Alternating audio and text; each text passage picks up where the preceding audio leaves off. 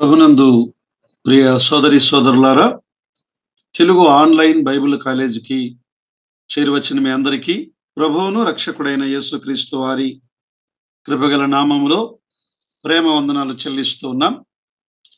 యెహోషువ గ్రంథాన్ని వరుసగా ధ్యానం చేస్తూ ఉన్నాం. యెహోషువ గ్రంథం 20వ అధ్యాయం మొదటి 3 వచనాలను చదువుకుందాం. మరియు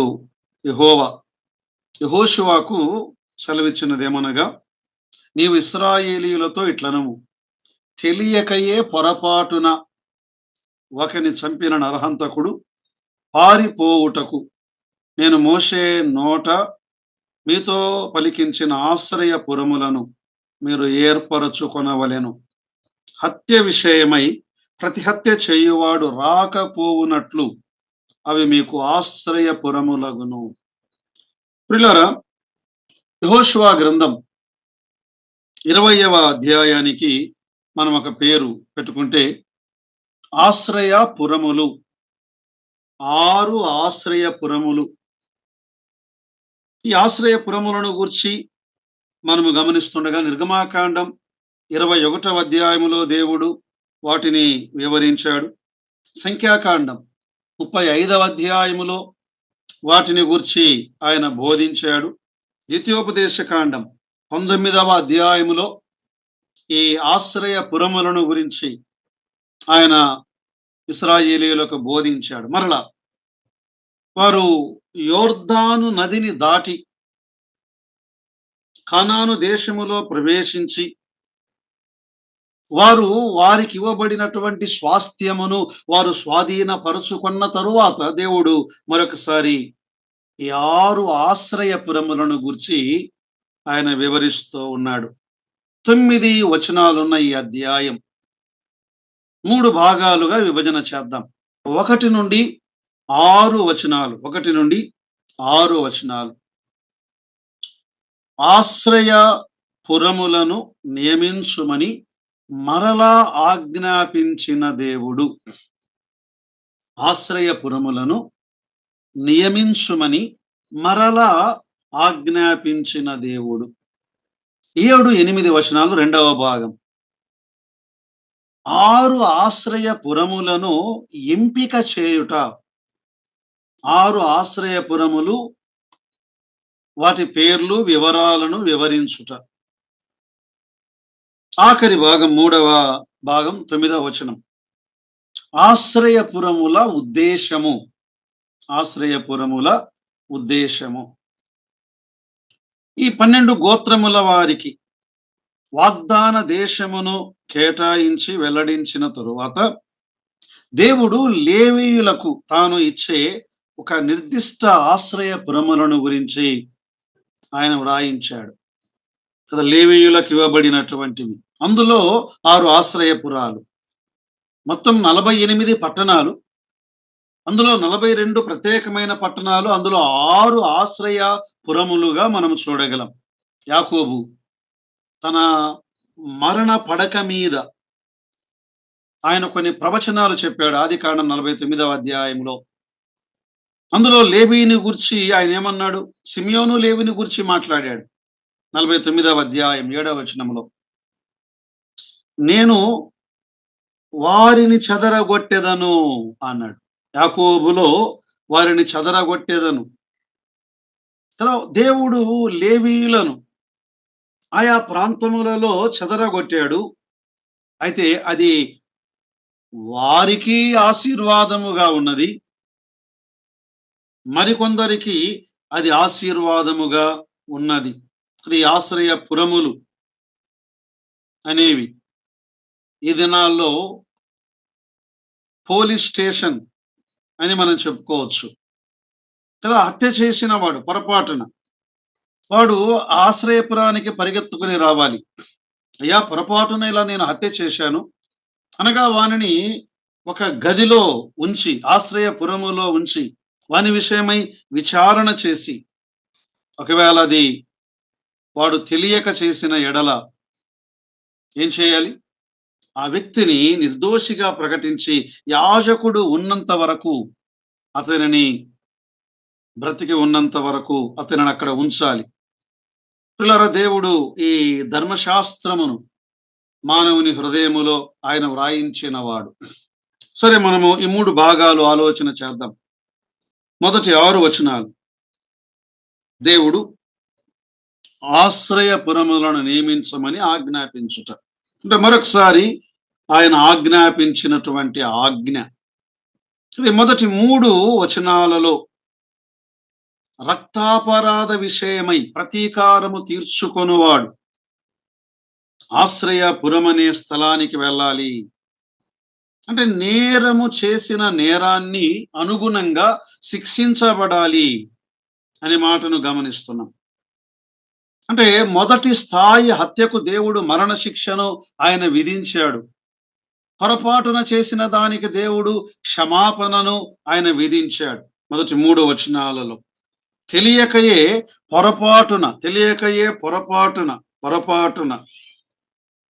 హత్య చేసిన ఎడల నరహంతకుడు పారిపోయి అక్కడ ఆశ్రయపురములలో ఒకదానిలో అతడు ఉండవలెను.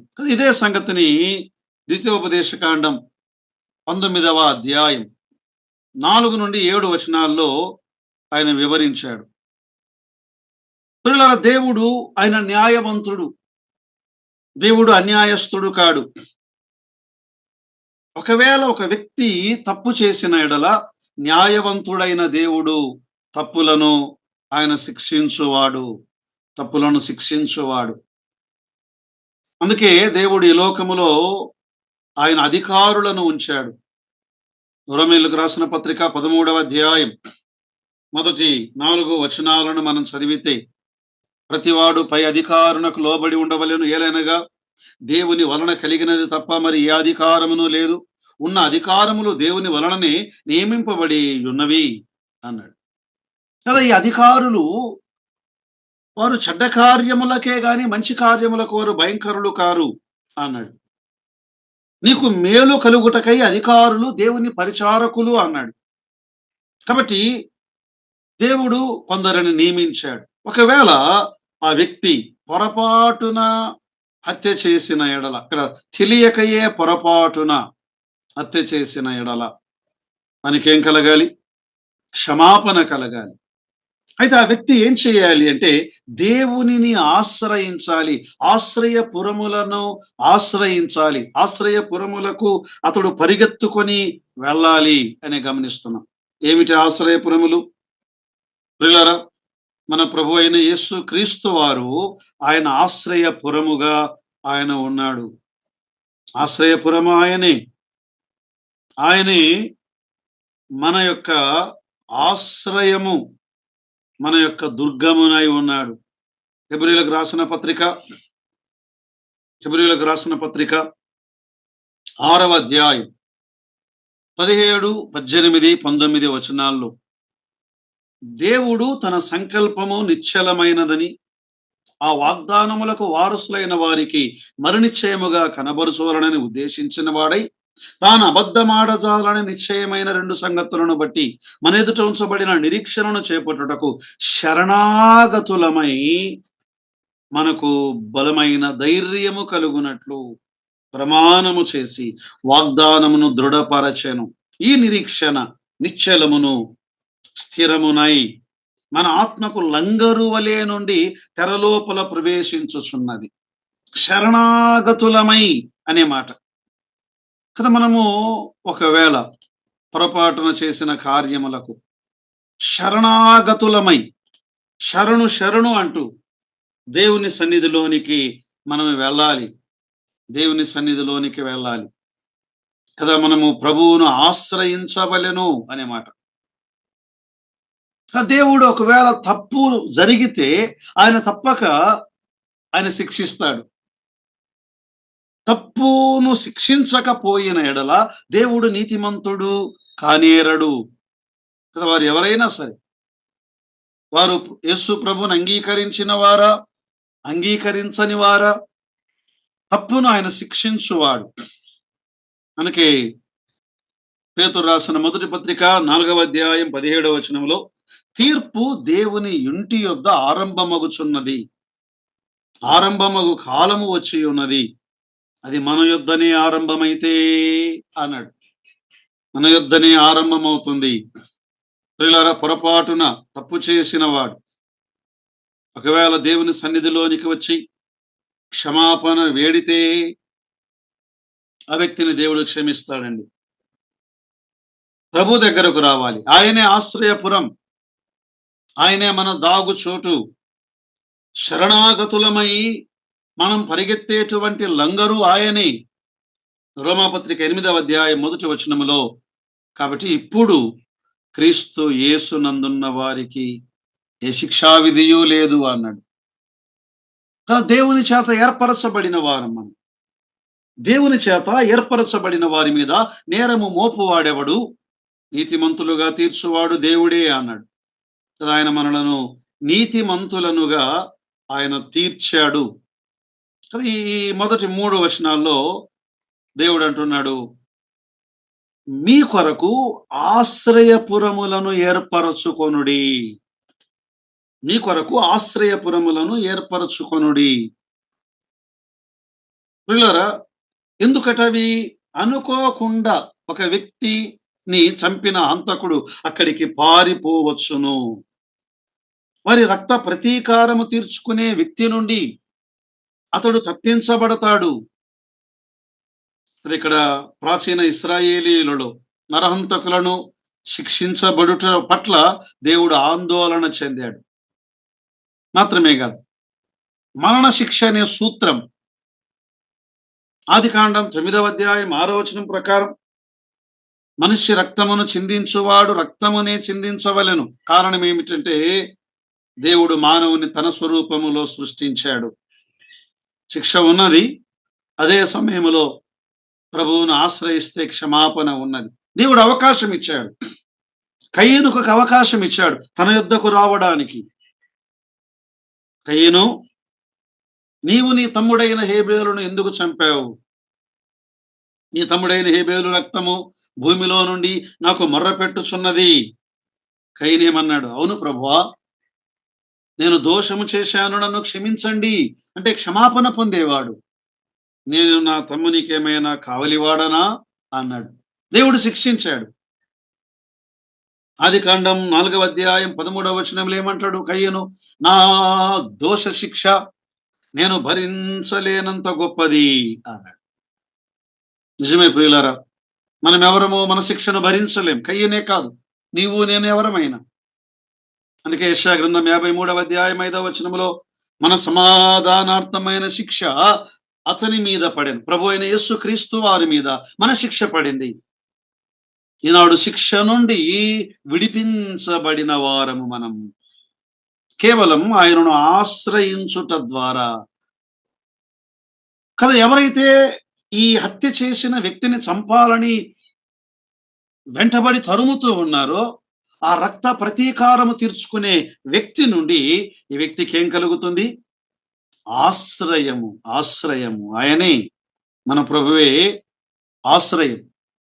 రోమాపత్రిక 8వ అధ్యాయం 34వ వచనములో శిక్ష విధించువాడెవడు? చనిపోయిన క్రీస్తు యేసే. అంతేకాదు, మృతులలో నుండి లేచిన వాడును దేవుని కుడిపార్శ్వమున ఉన్నవాడును మన కొరకు విజ్ఞాపనము కూడా చేయువాడును ఆయనే. ప్రియులారా, నిజమే, అక్కడేమో పొరపాటున చేసిన వానికి ఆశ్రయం. ఈనాడు ఒకవేళ నీవు తప్పు చేసావా, ప్రభు అవకాశం ఇస్తున్నాడు. ఆయన దగ్గరకు వెళ్ళి మన పాపములు మనం ఒప్పుకొని ఎడల ఆయనే ఆశ్రయపురం, ఆయనే ఆశ్రయ కోట, ఆయనే ఆశ్రయ దుర్గము. ఆయన మన అపరాధములను క్షమించువాడు. ఆయన మనలను చేర్చుకొనువాడు. నా యొద్దకొచ్చువానిని నేనంత మాత్రమును త్రోసివేయను అన్నాడు ఆయన. ఆయన త్రోసివేసే దేవుడు కాడు ప్రియులారా. చూడండి, 4వ వచనం చదువుకుందాం. ఒకడు ఆ పురములలో ఒకదానికి పారిపోయి ఆ పురద్వారమునొద్ద నిలిచి ఆ పురము యొక్క పెద్దలు వినునట్లు తన సంగతి చెప్పిన తరువాత వారు పురములోనికి వారిని చేర్చుకొని తమ యొద్ద నివసించుటకు వానికి స్థలమీయవలెను. అద్భుతమైన సదుపాయం. ఆశ్రయ పురములోనికి ప్రవేశము. అక్కడ లేవీయుల పెద్దలు ఉన్నారు. ఈ నరహత్య చేసిన వ్యక్తి ఏ గోత్రానికి చెందిన వాడైనా, గోత్రముతో సంబంధము లేదు, కుల మతముతో సంబంధము లేదు. ఆ వ్యక్తి పురద్వారము దగ్గర నిలవబడి, అయ్యా పొరపాటున నేను ఇలాంటి కార్యమును చేశాను అని వారికి చెప్పుకొనిన ఎడల, ఆ గవిని యొద్ద పెద్దలు కూర్చొని ఉంటారు.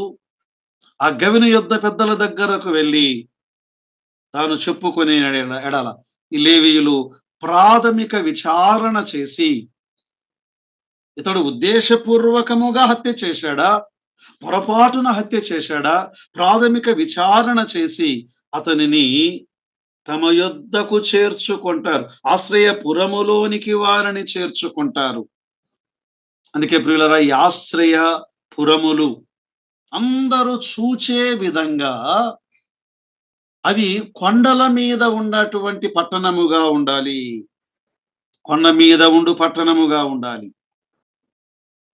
అంటే ఈ ఆశ్రయపురానికి ఎవరైనా వెళ్ళాలి అంటే ఎటు వెళ్ళాలని పొరపాటున ఆలస్యమై అవుతుందేమో, అతడు చంపబడతాడేమో అన్నట్లుగా ఆశ్రయపురమునకు వెళ్ళు దారిలో అక్కడక్కడ సూచనలను నియమించాలి. ఇదిగో ఈ దారిలో ఆశ్రయపురం ఉన్నది, ఆశ్రయపురానికి అతడు పారిపోవచ్చు. అన్ని గోత్రముల వారికి అనుకూలముగా ఉండునట్లుగా ఆశ్రయపురములను నియమించాలి. ద్వితీయోపదేశకాండం 19వ అధ్యాయం 3వ వచనములో, ఒకవేళ తుఫానుల ద్వారా, పరిస్థితుల ద్వారా వారు పరిగెత్తే ఆ దారి పాడైపోతే దానిని సరిచేయాలి అని దేవుడు సెలవిస్తున్నాడు. ప్రియులారా, ఈ ఆశ్రయపురములు ఎలా ఉన్నాయంటే కొండ మీద ఉండే పట్టణము వలె ఉండాలని. కొండ మీద ఉండే పట్టణం. మత్తయి సువార్త 5వ అధ్యాయం 14, 15 వచనాల్లో, కొండ మీద ఉండు పట్టణం మరుగై ఉండనేరదు, వారు దీపమును వెలిగించి కొంచెము క్రింద పెట్టరు గాని దీప స్తంభము మీద ఉంచుదురు, అది ఇంటిలో ఉన్న వారందరికీ వెలిగించుటకే అన్నారు. అలా వెలుగు పట్టణముగా ఉండాలి, అది ఆశ్రయ పట్టణముగా ఉండాలి అది. అందుకే విమోచన, దేవుని వాక్యములో ఆయన విమోచన, ఆశ్రయం. ప్రియులారా, ఈ మాటను మనము గమనిస్తుండగా, మీరు లోకమునకు వెలుగై ఉన్నారు అన్నాడు. కొండ మీద ఉండు పట్టణం మీరే. ప్రభువైన యేసుక్రీస్తు వారు ఆశ్రయ పురముగా ఉన్నాడు. అదే సమయంలో ప్రభువును అంగీకరించిన నీవు కూడా ఆశ్రయపురముగా ఉండాలి అని దేవుడు అభిలాషిస్తూ ఉన్నాడు. కష్టాల్లో ఉన్నవారు ఉన్నారా? వారికి నీవు ఆశ్రయముగా ఉండగలవా? చీకటిలో ఉన్నవారు ఉన్నారా? వారికి వెలుగుగా ఉండగలవా? ఆకలి దప్పులతో ఉన్నవారు ఉన్నారా? వారికి నీవు ఆహారముగా ఉండగలవా? మత్తయి సువార్త 25వ అధ్యాయం 36వ వచనములో యేసు ప్రభు వారు ఏమన్నారు? దిగంబరినయుంటిని, మీరు నాకు బట్టలిచ్చారు. రోగినై ఉంటిని, మీరు నన్ను చూడవచ్చారు. చెరసాలలో ఉంటిని, మీరు నా యొద్దకు వచ్చారు. ఆశ్రయపురం అనేక మందిని చేర్చుకున్నటువంటి ఆశ్రయపురం. పిల్లరా, మనము ఇతరులను ప్రేమించాలి అని ప్రభు సెలవిస్తున్నాడు. నిన్ను ప్రేమించే వారిని నీవు ప్రేమిస్తే ప్రయోజనం ఏమున్నది? నీ శత్రువును ప్రేమించు అన్నాడు ప్రభు. నీ శత్రువును ప్రేమించు. నీ పరలోకపు తండ్రి పరిపూర్ణుడు, మీరు పరిపూర్ణులుగా ఉండవలెను అన్నాడు కదా. ఇక్కడ ఇతరులకు న్యాయము చేసేవారుగా ఉన్నారు ఈ లేవీయులు. ఇతరులకు న్యాయము చేసేవారు, ఆశ్రయముగా ఉండడమే కాకుండా ఆ పేదలు, అనగారిన వారి కొరకు, సామాజిక అన్యాయమునకు వ్యతిరేకముగా యేసు ప్రభువును నమ్మిన దేవుని పిల్లలు వారు వాదించాలి అన్నాడు. నిజమైన భక్తి ఏది? యాకోబు పత్రిక కొత్త నిబంధనలో 1వ అధ్యాయం 27వ వచనములో, మన తండ్రి అయిన దేవుని ఎదుట పవిత్రమైన నిష్కలంకమైన భక్తి ఎదనగా అనాథలను విధవరాండ్రను బాధలో ఉన్న వారిని పరామర్శించుట, ఇహలోక మాలిన్యము తన కంటకుండా తన్ను తాను కాపాడుకొనుట. దేవుడు ఏమడుగుతున్నాడండి? న్యాయమును చేయమని అడుగుతున్నాడు. కనికరమును ప్రేమించమని అడుగుతున్నాడు. దేవుని యొద్ద వినయ మనస్కులుగా ఉండుడి అని అడుగుతున్నాడు ఆయన. మేలు చేయ నేర్చుకొనుడి, న్యాయమును వెదకండి. ఎంతకాలం అన్యాయాన్ని ప్రేమిస్తారు? ఎంతకాలం స్వార్థమును ప్రేమిస్తారు? మీరు ఆశ్రయపురముగా ఉండలేరా అని దేవుడు అడుగుతూ ఉన్నాడు. కదా, ఏం చేయాలి? ఈ పొరపాటున హత్య చేసిన వ్యక్తి పురద్వారము దగ్గరకు వచ్చి, అయ్యా, నా ద్వారా పొరపాటు జరిగింది, నా ద్వారా నరహత్య జరిగిందని ఆ పుర పెద్దలకు తన సంగతిని అంతటిని అతడు విన్నవించుకోవాలి.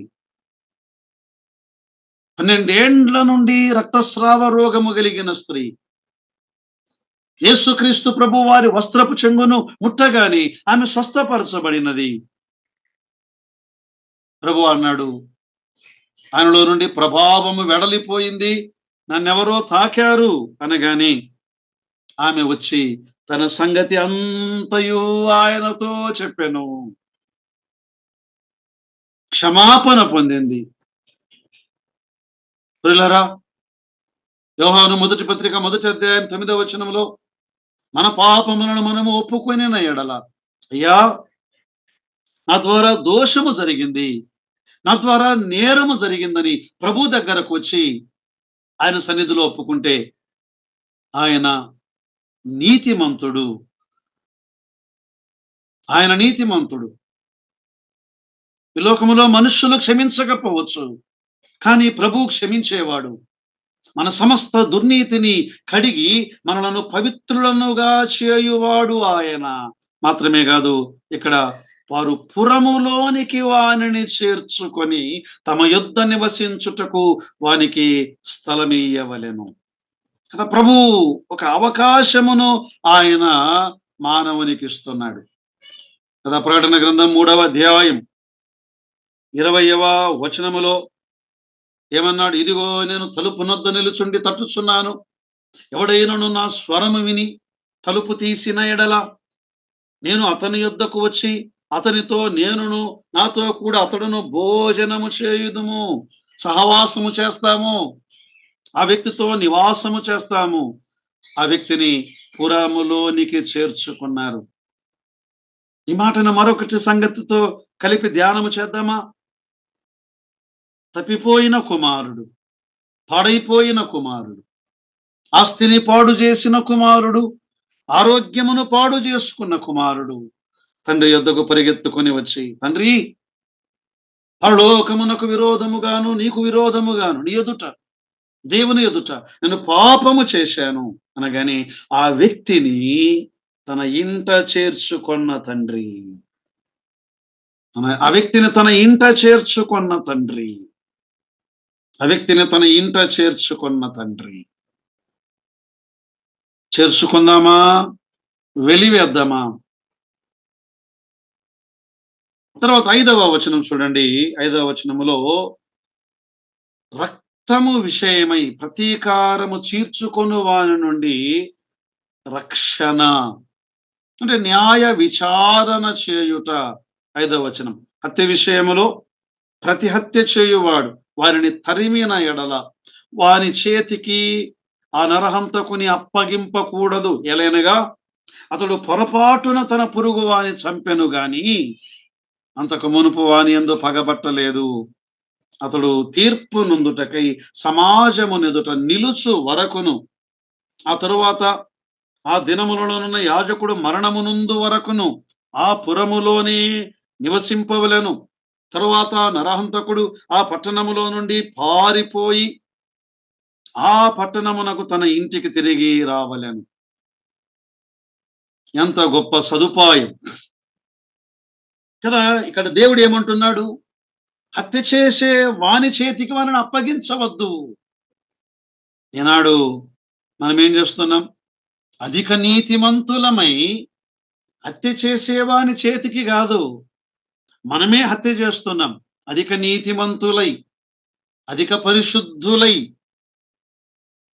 తామే నీతిమంతులముగా ఉన్నట్లుగా, తమలో ఏ పొరపాటు లేదన్నట్లుగా ప్రవర్తిస్తున్నటువంటి అనేక మంది పరిశుద్ధులు, పరిశుద్ధులైన సేవకులు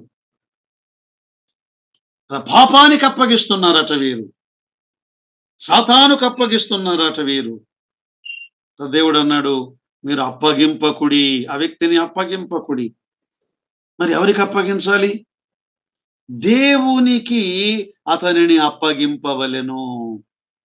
ద్వితీయోపదేశకాండం 19వ అధ్యాయం 16, 20 వచనాలలో దేవునికి అతనిని అప్పగించాలి. ఇంకా చెప్పాలి అంటే ఈ భాగములో ఏం చేయాలి? మీరు మీపై చేసిన తప్పులను నిర్ధారించినట్లయితే మీ శత్రువులను క్షమించుడి అన్నాడు యేసు ప్రభువారు. మీరు ఎవరినైనా ద్వేషిస్తే మీరు హత్య చేసినట్లు అని ప్రభు అయిన యేసు క్రీస్తు వారు సెలవిచ్చారు. ద్వేషం, అపరిమితమైన ద్వేషముతో నిండిపోయిన దేవుని సంఘాలు నేడు. మత్తయి సువార్త 5వ అధ్యాయం 21, 22 వచనాల్లో కదా, మీ సహోదరుని మీరు ద్వేషించవద్దు అన్నాడు. మీ సహోదరుని మీరు ద్వేషించవద్దు. మరేం చేయాలి? ఆ వ్యక్తిని క్షమించాలి, పునరుద్ధరించాలి. దేవుడు పునరుద్ధరించేటువంటి ఆ లక్షణమును దేవుడు ఆ వ్యక్తిని మీ చేతికి అప్పగించాడు. పునరుద్ధరణ కొరకే అప్పగించాడు తప్ప పాతిపెట్టుటకు కాదు సుమి. మత్తయి సువార్త 18వ అధ్యాయం 15వ వచనములో, నీ సహోదరుడు నీ ఎడల తప్పిదము చేసిన ఎడల నీవు పోయి అతడును ఒంటరిగా ఉన్నప్పుడు అతనిని గద్దించుము. నీ మాట ఇంటే పునరుద్ధరించబడతావు. ప్రియులారా, మన పని శిక్షించుట కాదు, క్షమించుట అని వ్రాయబడి ఉన్నది.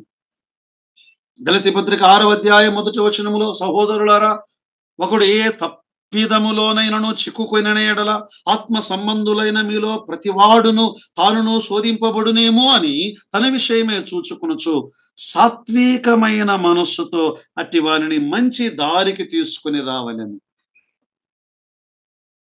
ప్రేమలో ఒక సహోదరుడు ఒక సహోదరుని ఎదుర్కొన్న తరువాత మీకు హాని కలిగించిన వ్యక్తిని కూడా మీరు క్షమించాలి.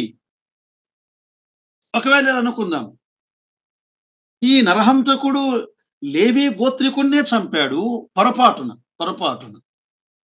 లేవీల దగ్గరకే పరిగెత్తుకొని వచ్చాడు. అయ్యా, నా ద్వారా ఈ పొరపాటు జరిగింది అన్నప్పుడు మరి వారేం చేయాలి? అతనిని విచారించి క్షమించి అతనిని చేర్చుకోవాలి. క్షమాపణ అనే గంభీరమైన సత్యాన్ని మనం ఈ భాగంలో గమనిస్తున్నాం ప్రియులారా. క్షమాపణ కదా. ఇతరులు మీకు వ్యతిరేకముగా చేసిన తప్పులను మీరు క్షమించకపోతే దేవుడు మిమ్మును క్షమించడు అని మత్తయి సువార్త 6వ అధ్యాయం 15వ వచనములో దేవుడు తేటగా రాశాడు. మరి మీరు ఇతరులపై పగ పెంచుకుంటున్నారా? ప్రతీకారముతో రగిలిపోతున్నారా? పుకార్లుగా వారిని గూర్చి ప్రకటిస్తున్నారా? లేక క్షమించి పునరుద్ధరించి చేర్చుకుంటున్నారా? ఆలోచన చేయండి. 6వ వచనాన్ని మనము చదువుకుందాం. 6వ వచనం, అతడు తీర్పు నొందుటకై సమాజము నెదుట నిలుచు వరకును, ఆ దినములలోనున్న యాజకుడు మరణము నొందు వరకును ఆ పురములోనే నివసింపవలెను కదా. ఇక్కడ న్యాయ విచారణ, ఈ హంతకుని ఏం చేయాలి? న్యాయ విచారణ. ఈ లోకములో కోర్టులు ఉన్నాయి కదండి, న్యాయస్థానాలు. తప్పు చేసిన వ్యక్తిని బోనులో నిలువబెట్టి అక్కడున్నటువంటి న్యాయమూర్తి ఇది నేమా, నీవు దోషము చేశావా అని ఆ వ్యక్తికి చెప్పుకోవడానికి అవకాశం ఇస్తున్నారు. ఈ నరహత్య చేసిన వ్యక్తి ఆశ్రయపురములో నిలిచి తన సంగతిని చెప్పుకోవడానికి అవకాశం ఇస్తున్నారు. నేటి సంఘములలో చెప్పుకోవడానికి కూడా అవకాశం ఇవ్వనటువంటి నీతిమంతులు, న్యాయవంతుల చేత నిండిపోయినటువంటి పరిస్థితులను మనం గమనిస్తున్నాం. ఏం చేయాలి? ఆ వ్యక్తి ఒకవేళ దోషము చేశాడా? ద్వితీయోపదేశకాండం 17వ అధ్యాయం 6వ వచనం ప్రకారం ఇద్దరు ముగ్గురు నోట్ సాక్ష్యము ద్వారానే ఆ వ్యక్తికి మరణ శిక్ష విధించవలెను. ఒక వ్యక్తి సాక్ష్యము ఆధారముగా ఆ వ్యక్తికి మరణ శిక్షను విధించకూడదు. సాక్షులను విచారించాలి కదా. కొన్నిసార్లు కొందరు ద్వేషముతో సాక్ష్యం చెప్పేవారున్నారు, పగ ప్రతీకారముతో సాక్ష్యము చెప్పేవారున్నారు, వారి స్వార్థము కొరకు సాక్ష్యము చెప్పేవారున్నారు. ఒకవేళ అది నిజమైందా, తప్పు చేసిన వ్యక్తి నిర్ధారించబడినట్లయితే శిక్షించండి.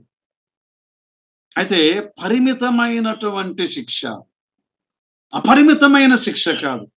దేవుడు ఎందుకు ఈ ఆశ్రయపురములను ఆయన పునరుద్ధరించాడు అంటే, పిల్లరా, ఆ వ్యక్తిని మరణమునకు అప్పగించుట కొరకు కాదు, ఆ వ్యక్తిని సరిచేయుటకు. ప్రధాన యాజకుడు మరణించేంత వరకు, ఆ దినాల్లో ఉన్న ప్రధాన యాజకుడు మరణించేంత వరకు అతడక్కడ ఉండవలెను. ఈనాడు మన ప్రభు అయిన యేసుక్రీస్తు వారు సిలువలో ఆయన మరణించి మనకు ఆశ్రయమయ్యాడు. నేడు మన ప్రధాన యాజకుడు, ఆయన పరలోకములో మన కొరకు ఆయన ఉన్నాడు. గొప్ప ప్రధాన యాజకుడు. హెబ్రీ పత్రిక 4వ అధ్యాయం 14, 15, 16 వచనాల్లో, హెబ్రీ పత్రిక 7వ అధ్యాయం 25, 26 వచనాల్లో మన ప్రధాన యాజకుడు ఆయన నిరంతరము సజీవుడుగా ఉన్నాడు. ఆయన మనకు నేడు ఆశ్రయము. ఆయన మనల్ని విడిపించాడు. యోహాను సువార్త 8వ అధ్యాయం 36 వచనములో, కుమారుడు మిమ్మల్ని విడిపించిన ఎడల మీరు నిజముగా స్వతంత్రులై ఉందురు అన్నాడు. మనలను స్వతంత్రులనుగా ఆయన చేశాడు. పిల్లరా, మనం ఏం చేయాలి? దేవుని సన్నిధిలో ఒకరినొకరు క్షమించుట, ఒకరినొకరు చేర్చుకొనుట, ఒకరినొకరు పునరుద్ధరించుట కొరకే దేవుడు ఈ ఆశ్రయపురములను ఆయన అనుగ్రహించి ఉండగా, మన ప్రభువే ఆశ్రయపురం, మనము కూడా నేడు ఆశ్రయపురములుగా. బలహీనులున్నారా? పొరపాటున పాపము చేసిన వారున్నారా? జారిపోయిన వారున్నారా? తప్పిపోయిన వారున్నారా? వారు పశ్చాత్తాపపడి తిరిగి వచ్చి క్షమాపణ కోరిన ఎడల వారిని క్షమించి చేర్చుకొనుట దేవుని మనస్సు. వారిని క్షమించకపోవుట, ద్వేషించుట, మరణము వరకు వారిని ద్వేషించుట అపవాది మనస్సు. దేవుని ఆత్మ సన్నిధిలో మనల్ని మనం పరిశీలించుకొని, పరీక్షించుకొని అనేకులను పునరుద్ధరించుటకు పరిశుద్ధాత్మ దేవుడు మనకు కృపను, సహాయమును దయచేయునుగాక. ఆమేన్.